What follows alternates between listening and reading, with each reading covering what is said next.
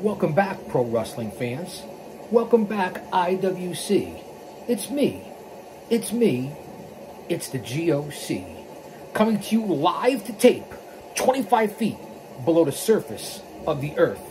Here for a special edition of Chaos Corner, as we're trying to do every day here on the show. This date in pro wrestling history. That's right, October 19th, pro wrestling history. Sit back and relax, grab a cup of coffee, grab a tea, a bottle of water, maybe an egg white omelet or some waffles, and enjoy your old buddy, the Guardian of Chaos. I'll say that to say this because I tell it like it is.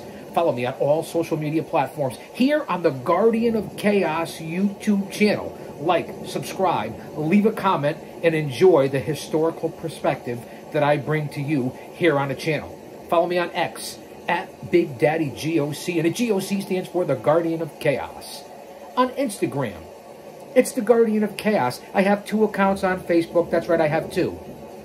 J Brony, for all you fans out there, J Brony, and Prodigio Fidelis El Guardian. Follow me on Gitter, Gab, Truth Social, and soon coming to you live on Rumble, the fastest growing platform in social media where there's no IWC.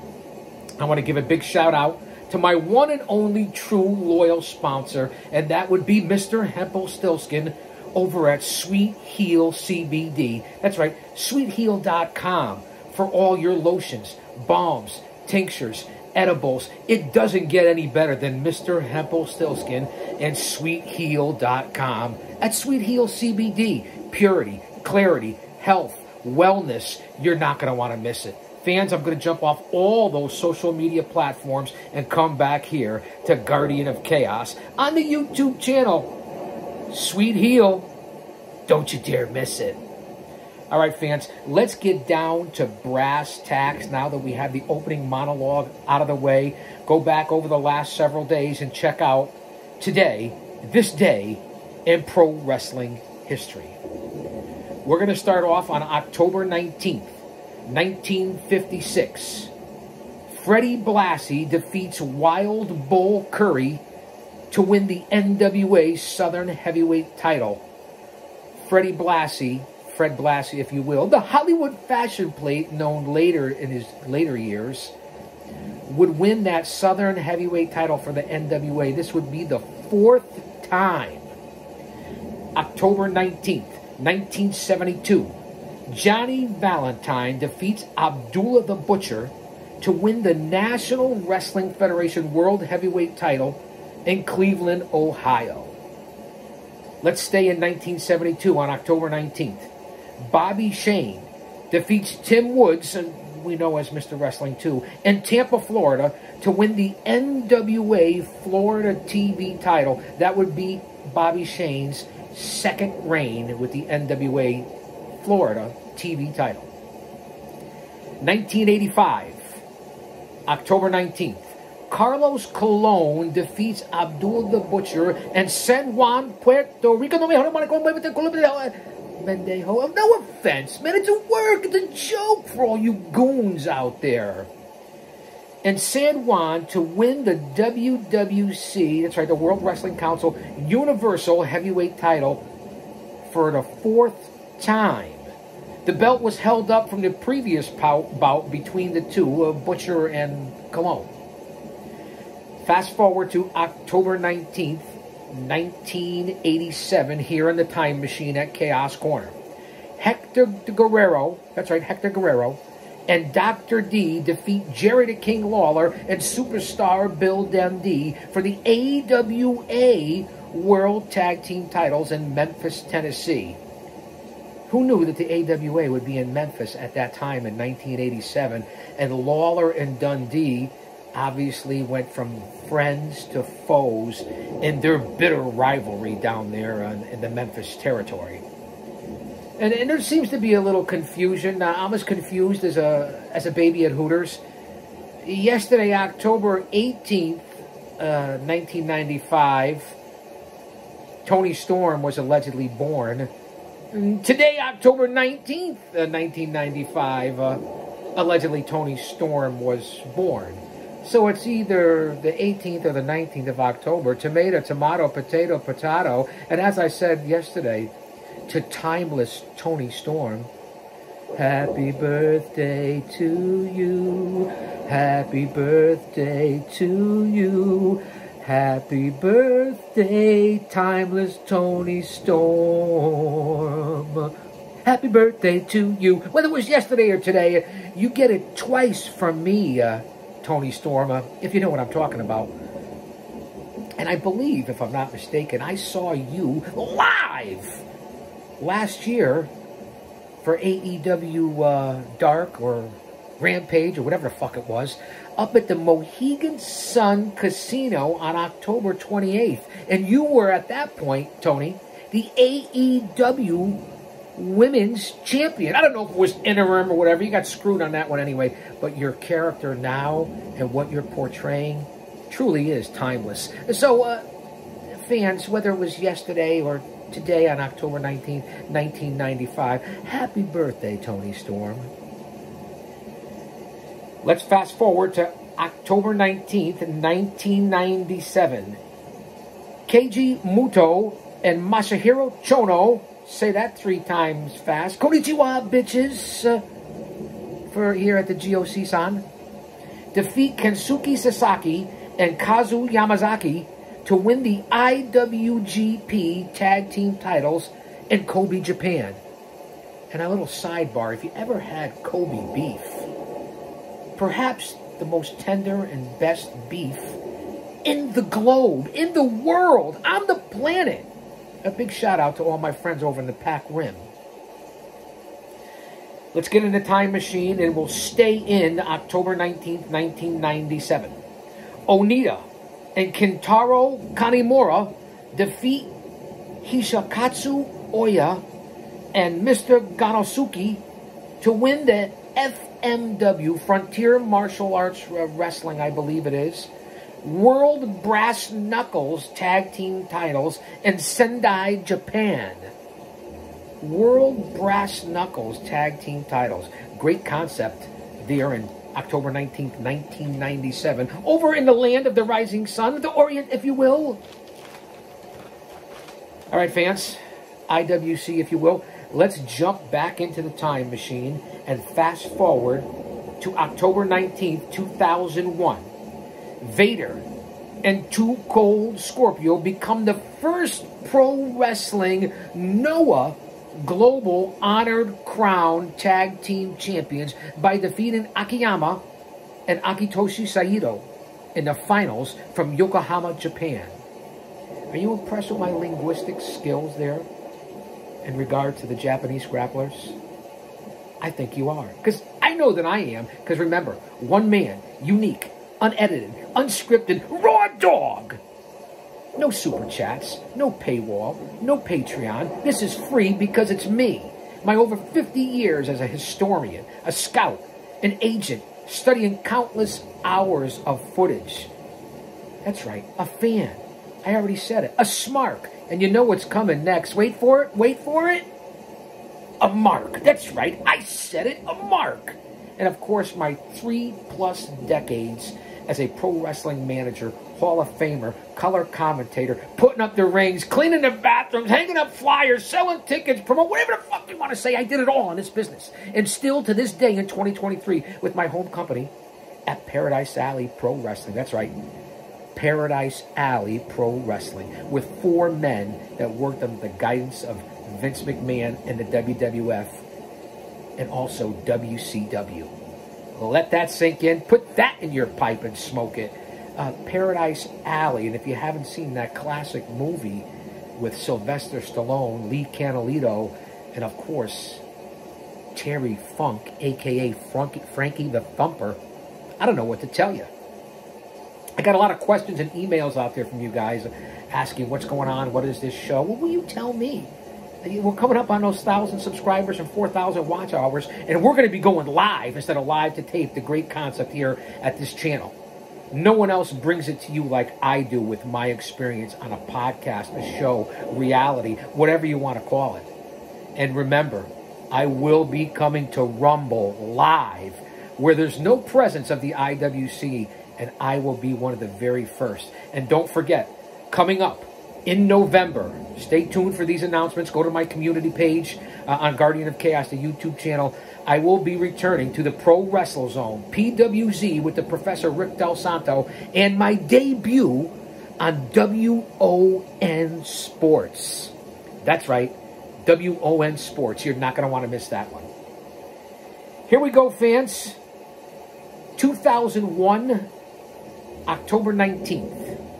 BG James, a.k.a. the Road Dogg, and if you're not down with that, let's not get into the immaturity of the WWE at that point, beats Double J, old slapnuts, Jeff Jarrett, to become the first World Wrestling All-Stars World Champion in Perth, Australia. Down under, a little shrimp on the Barbie for all my mates over there.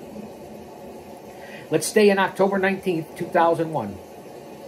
Black Warrior pins Negro Casas to win the CMLL's Legend of the Silver Mask tournament. Now, I talked about Silver Mask yesterday, El Hijo de Santo, so on and so forth. The Legend of Lucha Libre, and I believe Silver Mask, Silver King, if I'm not mistaken. I want to correct myself because refer to the Bully Ray comments and what he said to me years ago. Was in Nacho Libre. I think I even talked about my old buddy and one of my first original trainers, briefly, owner of Paradise Alley Pro Wrestling, Mr. Mario Mancini, in the WWF from 84 to 92, owner of PAPW. That's right, I said it, PAPW. October 19th, 2002, Sabu defeats Pitbull Gary Wolf in Philadelphia to become the 3PW heavyweight champion. On a note here that I wanted to bring to you fans on this date in history, October 19th, if you remember the show WWE Confidential in 2002, from the studios in Stamford, Connecticut, in the shadows of Titan Towers, here in the greater Northeast Tri-State New England area, where I come to you live and live to tape from Chaos Corner. Mean Gene reminds us and the WWE fans that the original Intercontinental Champion was WWE Hall of Famer, the late great Pat Patterson, who pinned the $1 Million Man, Ted DiBiase, in the finals of the tournament held in Rio de Janeiro, Brazil. Now, why do I bring this up? Because in 2002, this was going into the No Mercy pay-per-view, where Kane and Triple H were going to face off for the ICW Championship. And here's to the side note in the bar and a bit of history that you may not know. Allegedly, that tournament for the Intercontinental Championship, the very first one in Rio de Janeiro, Brazil, never happened. Kayfabed again. For a little sidebar and tidbit of information in history that you may not know. Allegedly, the tournament never took place and stands as one of the longest works of the WWE fiction, if you will. Kayfabe, man. As I said, kayfabe was kind of still alive there in 2002, which is over 20 years ago, when the whole business went to the shits. Just my opinion. There's a lot of great talent out there now. You know, I cover it here on the channel. 2,500 videos coming up on almost 500,000 views. I cover everything from the WWE pay-per-views to AEW and every organization on down the line. As I said, including my home at PAPW. Let's move on. October 19th, 2003. 2003, to be technical, the WWE No Mercy pay-per-view from Baltimore, Maryland. Now sit back, fans, and let's listen to this story from 2003 in the WWE. As I said, No Mercy. It was an I Quit match. Hold on. I Quit match. I want you guys to think about this. I want you to let it set in. I want you to leave a comment. Let's see who can come up with it first here at 15 minutes into Chaos Corner on this date in pro wrestling history. Stand by as I get hydrated. This ought to be a very interesting story and give you an insight to the McMahon family. Did you get the clue there? Did you get the hint? I think you did.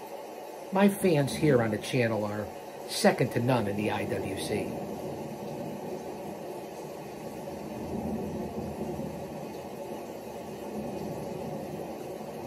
Thanks for bearing with me, guys. From the bottom of my heart, I can't thank you enough for being here. As always, on this channel, in my show, shout out and recognition to our Lord and Savior, Jesus Christ. Without him, none of this would be possible. Because Jesus Christ is coming back soon. Don't be caught dead without him in this current state of affairs in 2023. Wars and rumors of wars and invasions here in our own country and so on and so forth. Let me not ruin the show by bringing this bullshit into it, because we're here for levity, entertainment, facts, and the truth. This is my stress reliever, and hopefully I bring some to you, especially in this day and age. Let's get back to October 19th, 2003. No Mercy pay-per-view, WWE. We're in Baltimore, Maryland. An I Quit match between Vince McMahon and his daughter, Stephanie McMahon. You guys remember this if you're old enough? If Vince loses, he gives up ownership of the WWE in this storyline. And how funny that Endeavor UFC has merged and booted Vince out. He's a billionaire, don't give a fuck, right? If I was him at almost 88 years old, 80 years old, right? 79, whatever he is. How ironic is this? Well, let me continue and not get sidetracked here. So if Vince loses the I Quit, he gives up ownership of the WWE in this storyline from 2003. If Stephanie loses, she steps down as the SmackDown general manager, which that's where she was in 2003 in the company. Now, Vince and Stephanie in the I Quit match, let me give you some notes that you may not be aware of, and basically that's why you're here. The Maryland State Athletic Commission had a rule that prevented male versus female matches, and the WWE had to pay a fine in order to have the match, and that's a shoot. Linda pleaded, that's right, Linda McMahon, pleaded with Vince not to have the match. Listen to this next statement and how ironic over the years and the lawsuits and what we know now and so on and so forth. Linda pleaded, as I said, with Vince not to have the match. Let me think. She stated she looked the other way on Vince's transgressions. No shit, Linda, really? And I did vote for you, believe it or not. But how the storyline and reality are kind of blurred here in the professional world of pro wrestling. But she wasn't going to look away this time. Well, Linda, you should have looked away. Just my opinion. I give you the good, the bad, and the ugly here on the channel. You shouldn't have looked away years ago. Back to the 80s when he was doing all this chicanery. I'll say that to say this because I tell it like it is. Vince declared a no-holds-barred match in response to Linda. Vince would end up beating Stephanie in, I don't know, I think it was about 9 minutes and change, 10 minutes. Vince had Sable, Rena Mero now, in his corner. We know he had the hots for Sable and the white cotton panties and so on and so forth. You know the rumors, the allegations, and everything that came out with Vince and Sable, and went on to be in Playboy and so on and so forth, and her attitude. And Linda was in the corner of her daughter, Stephanie. Believe it or not, Vince used a pipe to choke out Stephanie, and she got that pipe tossed into the ring by Sable. That's right, that was the storyline at the point where Vince was choking out his own daughter with the help of Sable. Linda, and Stephanie wasn't going to give up, give her credit in the storyline. I get it. And this was one of the worst storylines they could have ever came up with. This is just my opinion. And that's what I do on the channel. It's my channel, my opinion. You don't like it, then change the channel. Linda finally threw in the towel, and the match was over. Vince pie-faced Linda down to the ground and then continued and made out with Sable. Talk about disgusting storylines. I think I vomited in my own mouth right now. That's what you had there on October 19th, 2003. On that same event, the Beast Incarnate, known as Brock Lesnar, defeated The Undertaker, who at this point, I believe in his career, was the biker Undertaker, the badass Undertaker, in a biker chain on a pole match to retain the WWE title. That's right, Brock Lesnar over the American Badass at that same pay-per-view, No Mercy, October 19th, 2003, with that unbelievable, ridiculous storyline with the McMahons. And we know it even got worse after that. This is where I give you my points of how the business really, at this point, really was in the shitter. Just my opinion. I don't mean to cuss. You guys know that. October 19th, 2004, WWE Taboo Tuesday pay-per-view from Milwaukee, Wisconsin. Randy Orton defeated Ric Flair in a steel cage match. And WWE Champion Triple H, Vince's son-in-law, Stephanie's husband, who's now allegedly in charge of the whole deal, but do you really believe it? Is it really the truth? Will we ever know until Vince, God forbid, passes away? Triple H defends and keeps the WWE title on that night against Shawn Michaels, who allegedly was wrestling with a torn meniscus. You guys know the whole story on Shawn Michaels. Give him a lot of credit. You know, before he lost his smile, whatever year that was, when he was champion back in the 90s. And I heard he was quite the prick, but I guess he's a decent dude now. I met him at the New Haven Coliseum backstage, I want to think 1994. But anyway, give him credit there on that same event, Taboo Tuesday. Orton defeats Flair in a steel cage match. We know Randy Orton has gone on to be the Legend Killer. And woo, Ric Flair, I heard, wants to come out of retirement again and have another match here in 2023. But I don't know.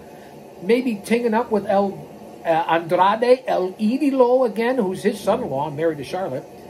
Allegedly rumored to be against Sting and Darby Allin, because as we all know, Sting last night announced his retirement will be in 2024 at AEW Revolution. So let's see what happens there. We remember Ric Flair's last stand or final match, whatever it is. Don't get in the ring, Flair. So just to give you a little side notes and useless tidbits of information here from Chaos Corner. Jump into the time machine again, fans. October 19th, 2007.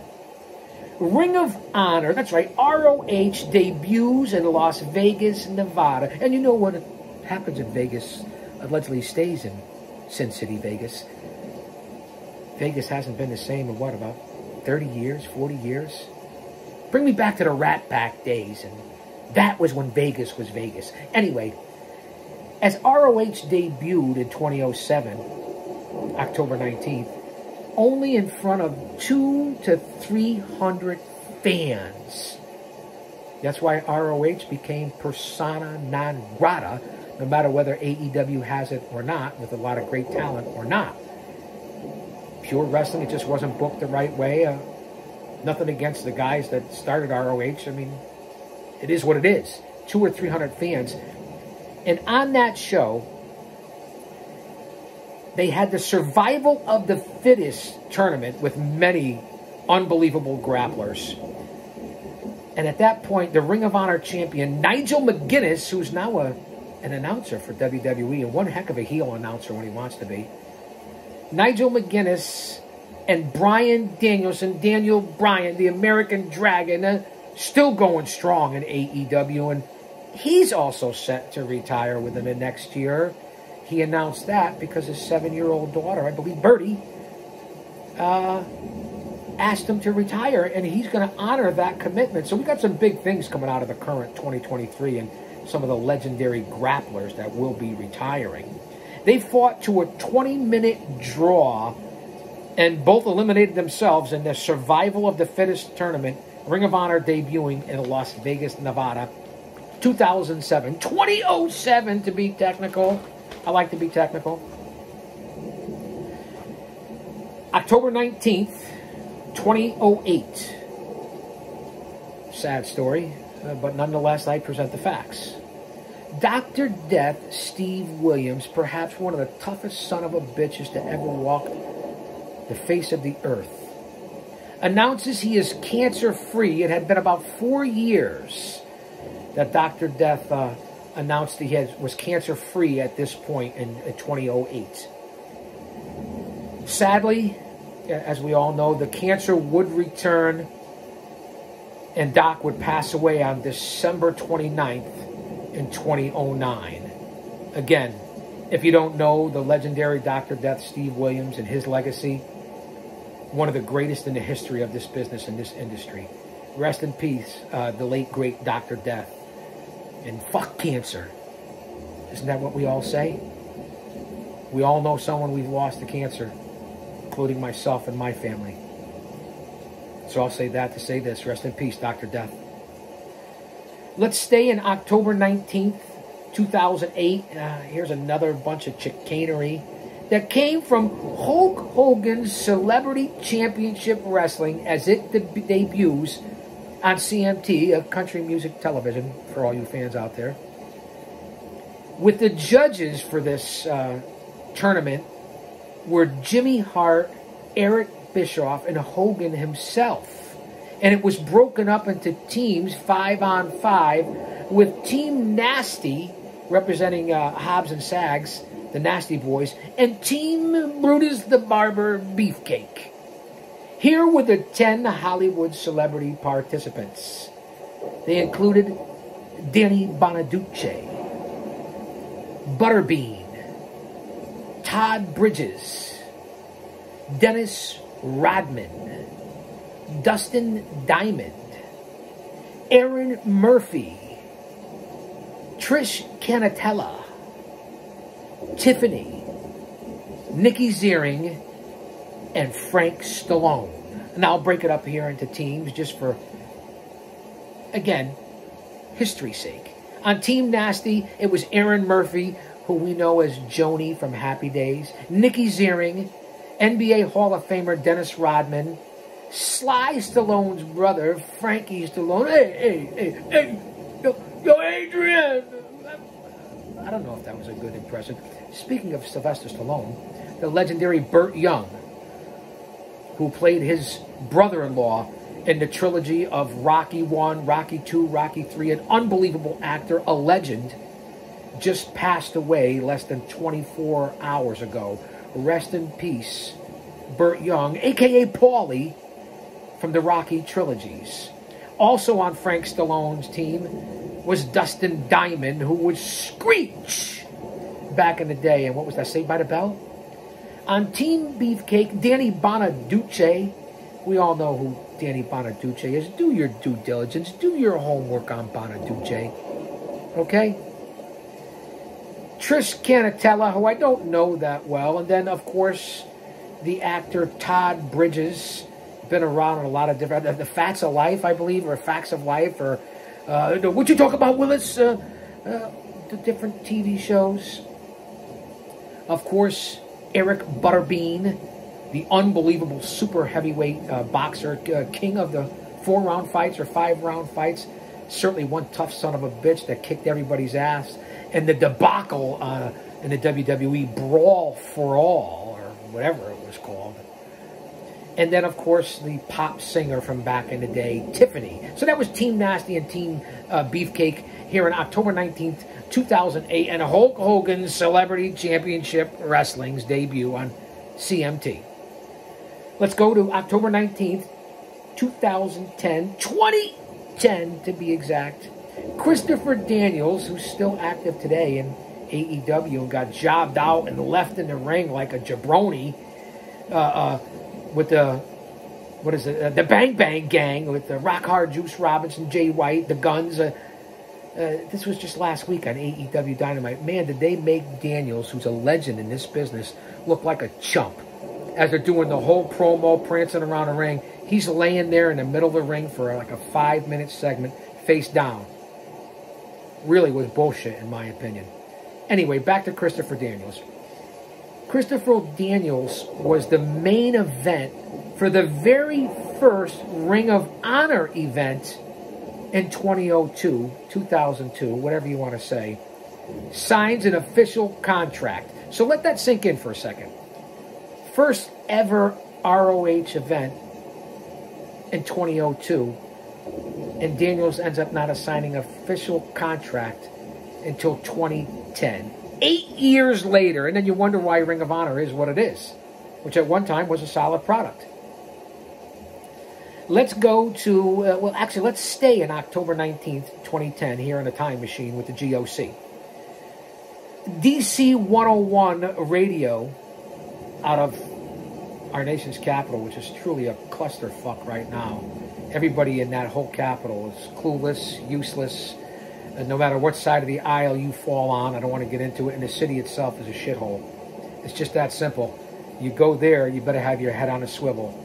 Very dangerous. And of course, it's Clown World 101 in DC. Don't like where we're headed and where we've been for the last few years here in the good old USA. Back to DC 101 radio show. Dave Bautista, that's right, the legendary Dave Bautista, not so much as a grappler, he was okay, certainly was in great shape, huge dude, and obviously has gone on to movie fame. He tells the host there on October 19th, 2010, he's close to signing with Strikeforce in the MMA world. But we know what happened. That deal never happened because the UFC bought out Strikeforce. And Dave Bautista's MMA career was, I'll use this phrase again, persona non grata, or persona non grata, whatever you guys want to use. We stay in October 19th, 2010, as SmackDown, I believe it was the second or third year at that point, I believe around 2008, 2009, SmackDown was on the Sci-Fi Network. Let that sink in. Like ECW was on TNA or Spike TV, whatever the fuck it was. Same thing for TNA. Again, I apologize for the cussing. SmackDown was on the Sci-Fi Network. And at that point in 2010, ranked #1 in the primetime cable. As I said, I believe that was the 3rd season for SmackDown. Do your research. I'm doing the best I can. And what was, not only was it #1 on cable TV on Sci-Fi back then, you know, we're going back, what now, 13, 14 years ago? It was groundbreaking at the time because that show was shot entirely on green screen. If you guys know your technological and video and production of the day and where we are now. But let me remind you of this.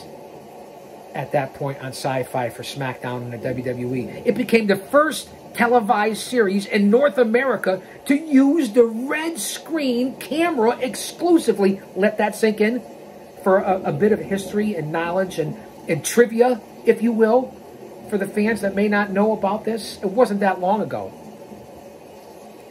Fast forward to October 19th here in the Time Machine on 2012. This day in pro wrestling history, October 19th.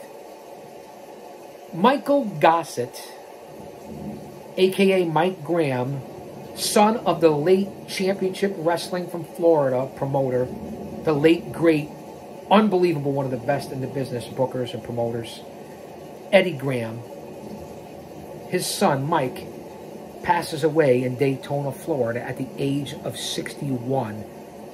In a terrible story, following the legacy of his father, Eddie Graham, Mike died from a self-inflicted gunshot wound. We know the tragic story of the Graham family. Rest in peace, Mike, and of course your dad, Eddie Graham. And speaking of tragic families that's turned out good, of course with Kevin and Marshall and Ross Von Erich. Coming up soon, The Iron Claw, the story of the Von Erichs. Will be an unbelievable movie, as are the reality shows that are out there now and TV takeoffs, whether it be Heels on Stars or Encore, whatever it is, and an unbelievable show about pro wrestling. And, of course, what OVW is doing right now with Al Snow in that series. Just something to think about. And also coming out by the unbelievable author Brian Solomon, a book on the life and times and career of the late, great Gorilla Monsoon. I had a chance to meet and talk with Brian Solomon this past summer at the New England Pro Wrestling Hall of Fame induction ceremonies, and then at the Fan Fest 8. Solomon's an unbelievable author, writer, podcaster, and a great person, a great guy. So go out and get his book when it comes out, Gorilla Monsoon, just to relate to the different stories that are going on here. And again, rest in peace, Mike Graham, October 19th, 2012, taking his own life. October 19th, 2013, Olympic hero and WWE Hall of Famer Kurt Angle is inducted into the TNA Hall of Fame. Quite the career with Mr. Kurt Angle. I was blessed and fortunate and humble enough to be on some of the same events as Angle and had a chance to pick his brain and talk to him. A great guy, and what a legend in this country, and one of the baddest asses to ever transition from Olympic-style Greco-Roman into the world of pro wrestling, and a legitimate shooter, could probably kick anybody's ass in the business, in the locker room, along with a few other guys like Brock Lesnar or Shelton Benjamin, real legit shooters in this day and age, in this current era. We won't go back to the hookers and shooters back in the day. That'll be another story for another time. And finally, we wrap up here on this date in pro wrestling history, October 19th, 2015.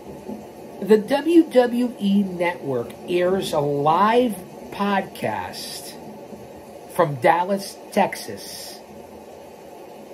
Stone Cold Steve Austin and the Stone Cold Podcast with his special guest, the legend himself. And again, talk about legit badasses. The Beast Incarnate, Brock Lesnar. Now, fans, if you haven't seen that interview or listened to the Stone Cold Steve Austin, the Stone Cold Podcast, you're missing the fucking boat. I don't know what to tell you. But 2015, October 19th, live on WWE TV, the Stone Cold Podcast with Brock Lesnar. Go back and check it out, fans, if you want your history. Really an unbelievable listen. And with that being said, as I put aside my notes, doing my research and my due diligence, thank you guys and gals and fans for being here on Chaos Corner. Live to tape, soon to be live. I hope you enjoyed yourself. I had one heck of a time. As I said, hit the like button, subscribe, leave me a message, comment, and I'll be back tomorrow on this day in pro wrestling history. Don't you dare miss it.